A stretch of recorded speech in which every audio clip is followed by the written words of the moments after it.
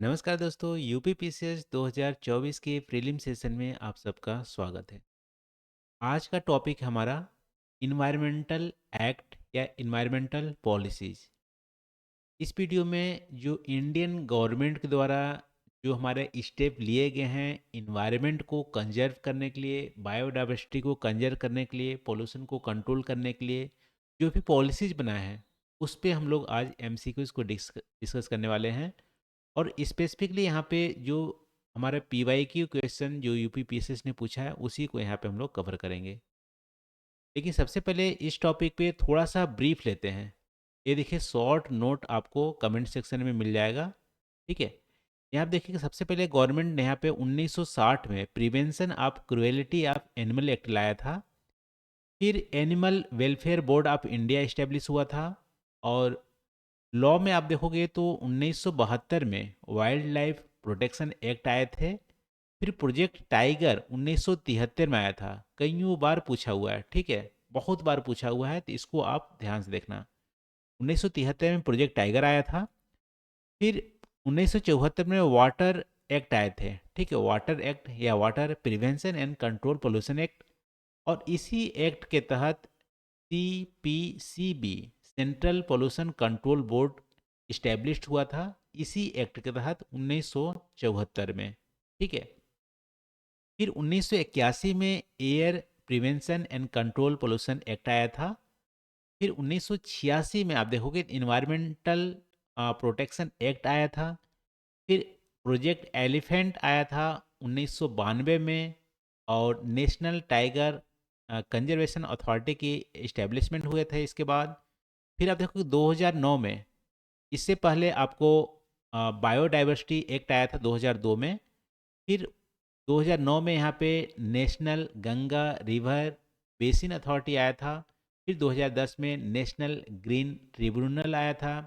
फिर प्रोजेक्ट चीता अभी रिसेंट में 2022 में आए थे। ठीक है, तो इतना फैक्ट है। इस फैक्ट को यदि आप मेमोराइज कर लिए, याद कर लिए हैं, तो यूपी पीसीएस के जो भी क्वेश्चन होंगे इन्वायरमेंटल पॉलिसी से रिलेटेड इंडिया के संदर्भ में, उसको आप पूरी तरह से कर पाओगे। ठीक है, अब देखते हैं इसी फैक्ट के आधार पर हम लोग पीवाई के क्वेश्चन को सॉल्व करते हैं। देखते हैं कितना हद तक हम लोग सॉल्व कर लेते हैं। देखो, पहला यहाँ पे प्रश्न पूछा है, which of the following act protect wild animals animals in India. ठीक है, वाइल्ड एनिमल्स इन इंडिया किस एक्ट के तहत यहाँ पे प्रोटेक्ट किए जाते हैं? तो वाइल्ड एनिमल प्रोटेक्शन एक्ट, ठीक है, 1972 जो आया था उसके तहत हम वाइल्ड एनिमल है इंडिया में उसको प्रोटेक्ट करते हैं। ये भी हमारा यूपीपीसीएस का पीवाई क्यू क्वेश्चन है। तो वन का ए आंसर हो जाएगा, वन का यहाँ पे ए आंसर हो जाएगा। देखो, यूपीएससी यहाँ पे 2020 में एक क्वेश्चन पूछा है कि वाइल्ड लाइफ प्रोटेक्शन एक्ट 1972 में जो हमारे छठा शेड्यूल है, ठीक है, छठा शेड्यूल है, उसमें यदि इस सूची में किसी भी स्पीसीज का नाम डाल देते हैं उसका क्या मतलब है? ठीक है, तो छठा शेड्यूल में यदि किसी भी प्लांट का नाम डालते हैं तो उसको कल्टीवेट करने के लिए हमें लाइसेंस की ज़रूरत पड़ती है। ठीक है, जैसे गांजा हो गया या जो भी ड्रग्स वाले जो हमारे प्लांट्स हैं उसको इस सूची में डालते हैं और उसके लिए लाइसेंस की ज़रूरत पड़ती है। तो दो का ए आंसर हो जाएगा, दो का ए आंसर हो जाएगा। ठीक है, वाइल्ड लाइफ प्रोटेक्शन एक्ट 1972 का ये क्वेश्चन है। फिर आप देखोगे यूपी पीसीएस 2021 का यहाँ पर प्रश्न है। 2021 में यहाँ पे पूछा है कि इन्वायरमेंटल प्रोटेक्शन एक्ट कब आया था। ठीक है, इन्वायरमेंटल प्रोटेक्शन एक्ट कब आया था? तो अभी हम लोग देखे थे 1986 में आया था। 1986 में इन्वायरमेंटल प्रोटेक्शन एक्ट आया था। तो तीसरा का यहाँ पे बी आंसर हो जाएगा, तीसरा का बी हो जाएगा। देखो, यूपीपी से 2018 का क्वेश्चन है यहाँ पे, प्रोजेक्ट टाइगर कब लॉन्च हुआ था? ठीक है, प्रोजेक्ट टाइगर कब लॉन्च हुआ था? तो वैसे तो 1973 में लॉन्च हुआ था, 73 में, लेकिन 73 यहाँ ऑप्शन नहीं दिया है तो करीबी हमारा 72 हो गया। ठीक है, तो यहाँ पे आंसर हमारा चार का बी हो जाएगा। प्रोजेक्ट टाइगर 1973 में लॉन्च किया गया था। ठीक है, चार का हमारा बी आंसर हो जाएगा। अब देखो, 2019 में यूपीपीएसएस ने यहाँ पे अरेंज करने के लिए बोल रहा है कि जो भी हमारे इन्वायरमेंटल पॉलिसी जो आए हैं, एक्ट आए हैं, उसको अरेंज करो।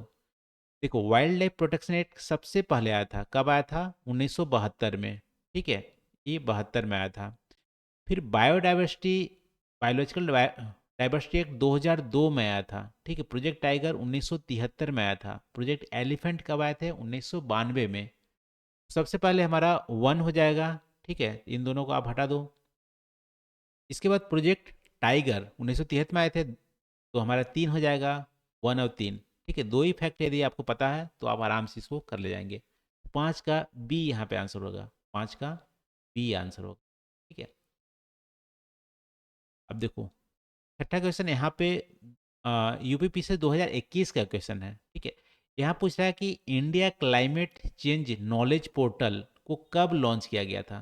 क्लाइमेट चेंज से रिलेटेड हमारे दो मेजर एक्शन लिए गए थे, ठीक है। तो यहाँ पे क्लाइमेट चेंज नॉलेज पोर्टल जो है 2020 में नवंबर मंथ में लाया गया था, ठीक है, नवंबर मंथ में लाया गया था। और ये किस मिनिस्ट्री के अंतर्गत आता है, किस मिनिस्ट्री ने लॉन्च किया था, ठीक है, किस मिनिस्ट्री ने लॉन्च किया था? तो ministry of environment forest and climate change है, उसने ये लॉन्च किया था। और अदर जो हमारी क्लाइमेट एक्शन है उसमें से ग्रीन इंडिया मिशन भी हमारे क्लाइमेट एक्शन के क्लाइमेट चेंज के दूर करने के लिए लॉन्च किया गया था, ठीक है। तो वैसे हमारा 6 का ए आंसर हो जाएगा, नवंबर 2020। देखो सातवां में यहाँ पे यूपीएससी 2015 का क्वेश्चन है।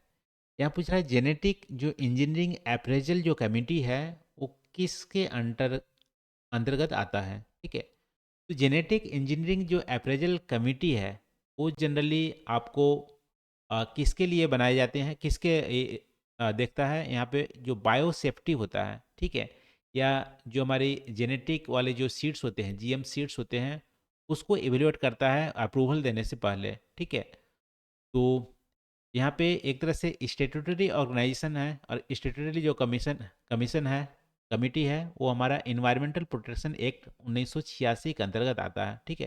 तो जेनेटिक इंजीनियरिंग जो अप्रेजल कमेटी है इन्वायरमेंटल प्रोटेक्शन एक्ट 1986 के अंदर आता है। तो 7 का हमारा सी आंसर हो जाएगा। 8 में देखो यूपीएससी 2016 का यह प्रश्न है। यहाँ पे ग्रीन इंडिया मिशन के बारे में पूछ रहा है, ठीक है। ग्रीन इंडिया मिशन भी क्लाइमेट चेंज को से लड़ने के लिए यहाँ पे इस्टेब्लिश किया गए थे, ग्रीन इंडिया मिशन। तो इनका जो मेन पर्पस था ग्रीन इंडिया मिशन का, वो जो फॉरेस्ट कवर है उसको रिस्टोर करना, उसकी क्वालिटी को इन्हेंस करना, इसके अलावा क्लाइमेट चेंज से लड़ने के लिए क्या क्या रिस्पॉन्ड करना, यानी एडेप्टेशन और मिटिगेशन मेजर्स बनाना, ठीक है। तो 8 का हमारा सिर्फ तीसरा ही सही है, यानी कि सी यहाँ पे आंसर हो जाएगा।